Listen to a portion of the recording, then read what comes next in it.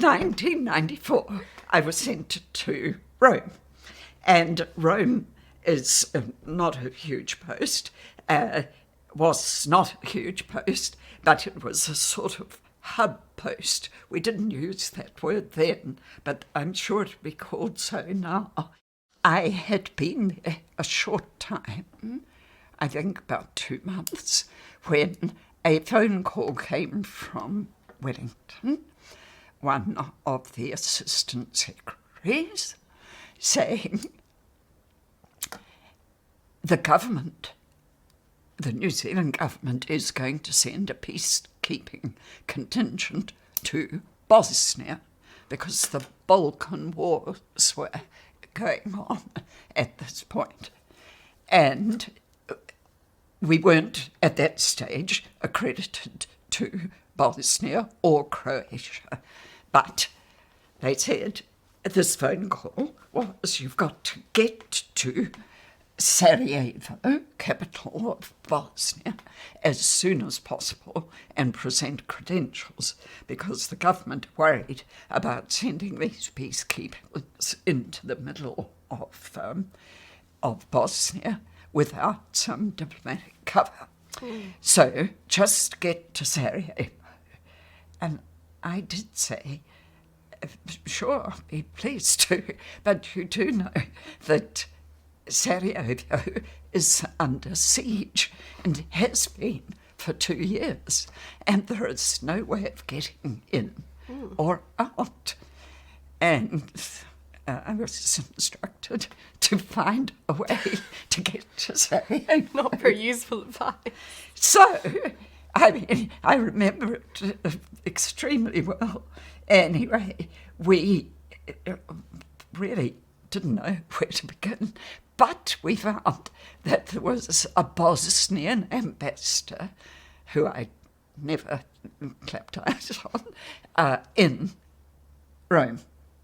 So we contacted the Bosnian ambassador, who was astonished and said, well, I do have a means of communicating with Sarajevo, so I'll tell them, but I have no means or not able to help you get there. But,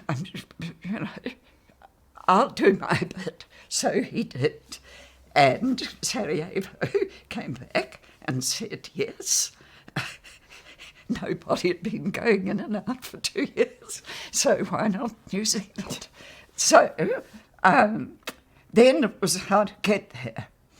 And we were in touch with the UN office in Rome, and they said, we don't think we can help, but the British may be able to help because they have humanitarian flights going in several times a week, and they may be willing to take one passenger. So we got in touch with the British, and in brief, they said, yes, we can take you. You've got to get to Ancona. That's why I've got this map of Italy here.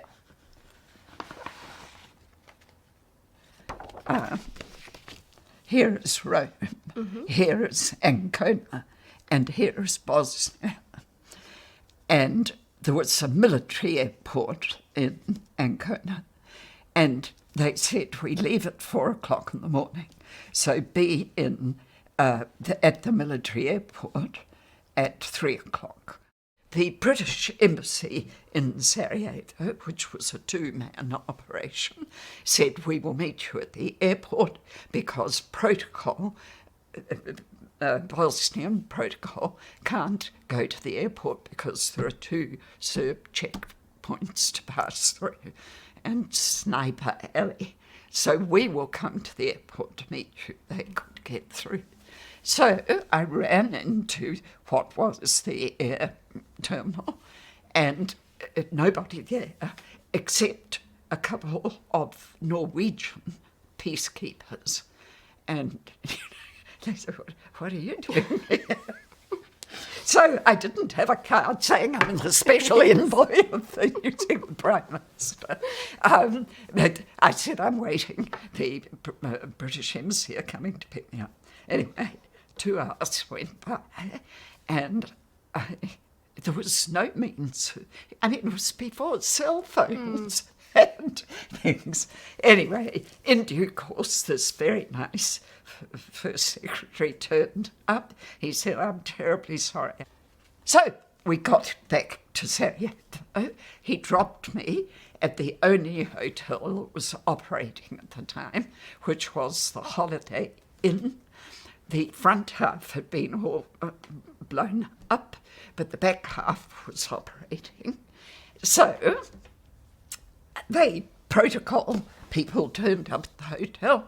They told me that the ceremony would take place the following day and that they'd pick me up at 11 o'clock. And so they came, and it was a Volkswagen Beetle. Since you were born, they've gone out of fashion. Oh, no, they will never go out of fashion. Of course I know the Beetle. Two-door, and there was a protocol officer and a driver. So the seat went forward, I got in the back, and in my best clothes, and off we start to drive. Now, there wasn't a soul around. It was a weekday, and all I saw on this fairly short drive to the presidential palace were people huddled against walls and looking tense and nervous. And I could tell that from the driver that something was going on. And he took a diversion a couple of times. Anyway, as we arrived at the front of the presidential palace, a huge Austro-Hungarian edifice, the palace was hit by 4 missiles, but the back of the palace, not the front. But anyway, I feel like a tank would have been more appropriate than a Beetle. Anyway, the car, the Beetle, was commandeered immediately to take injured people away. Probably only one in that car too. And so off they went, and people were crying and screaming things, and they hustled me into the building. Front part was all okay. The corridor was absolutely full of workers who'd run out of their offices and were very nervous. And however, they took me through to a reception room, and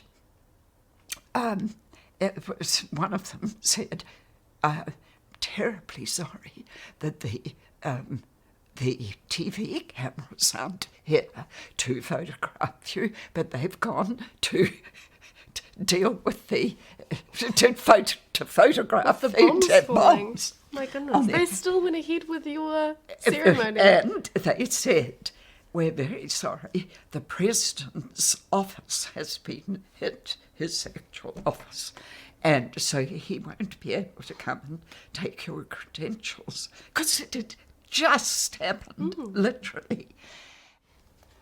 They said the deputy president will come and take your credentials. Well, here we are. I passed across the credentials. There was an interpreter with me, looking very smart, and I said, oh, you do look good. And she said, we in Sarajevo, we wear our best clothes every day because it could be the last.